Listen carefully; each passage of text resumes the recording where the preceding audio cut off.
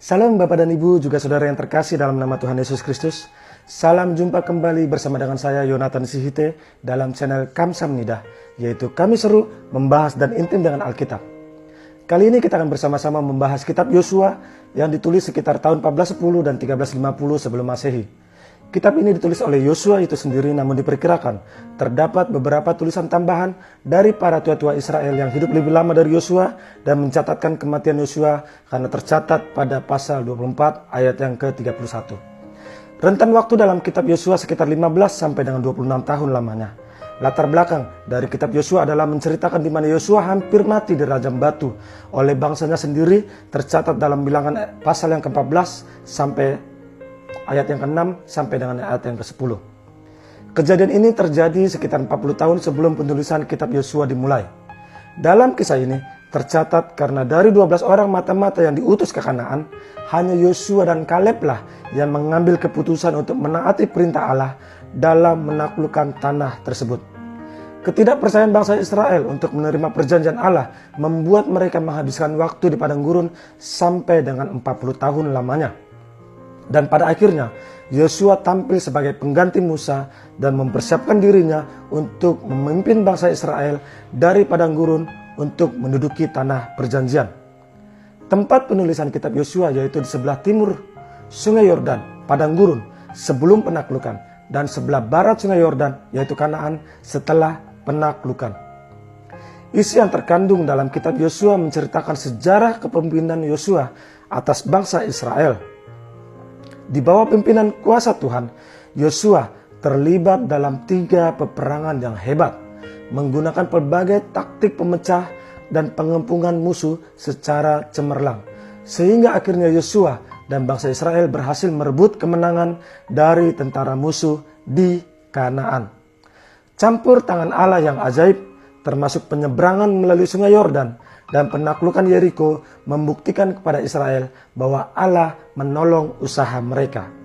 Selanjutnya, diadakannya pembagian wilayah tanah perjanjian tersebut di antara suku-suku bangsa Israel dan menempatinya bersama dengan keturunan mereka masing-masing. Tercatat, sebelum kematiannya, Yosua kembali mengajar dan mendesak umat Israel untuk memperbaharui perjanjian mereka dengan Allah dan mempersembahkan diri mereka untuk melayani dan mengasihi Allah dengan segenap hati mereka.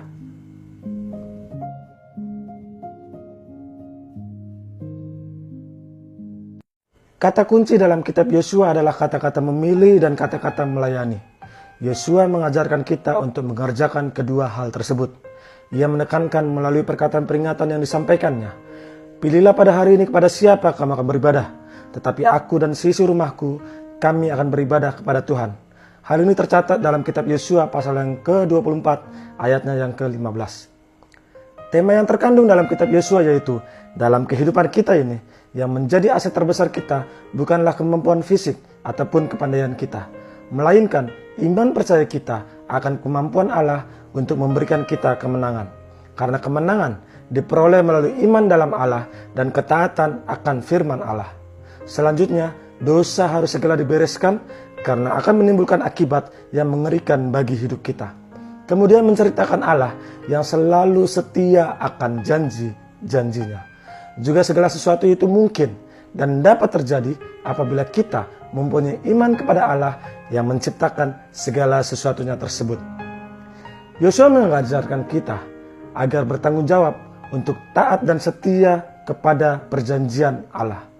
Hari ini karena Allah akan menghukum dosa, dalam hal ini dosa besar bangsa Israel maupun dosa mereka secara pribadi. Garis-garis besar dalam kitab Yosua. Yang pertama, persiapan Israel untuk penaklukan Kanaan terdapat pada Yosua pasal yang pertama sampai dengan Yosua pasal yang kelima.